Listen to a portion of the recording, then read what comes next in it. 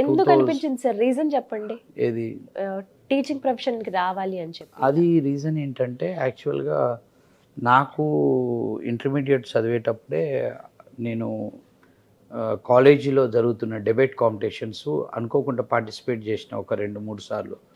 ఎప్పుడు మాట్లాడినా కానీ ఫస్ట్ ప్రైజ్ వస్తుంది అంటే నేను నాలో ఆ ప్రజెంటేషన్ స్కిల్స్ ఉన్నాయని ఫస్ట్ అప్పుడు అది అర్థమైంది. తర్వాత ఎంసీఏ అయినాక నేను ఒకసారి కోచింగ్ తీసుకుందామని అమీర్పేట వచ్చి ఇదే .NET సబ్జెక్ట్కి ఒక డెమో అటెండ్ అయినప్పుడు అక్కడ ఒక ఫ్యాకల్టీ హండ్రెడ్స్ ఆఫ్ పీపుల్కి చెప్తున్నప్పుడు నాకు కొద్దిగా గ్రేట్ అనిపించింది.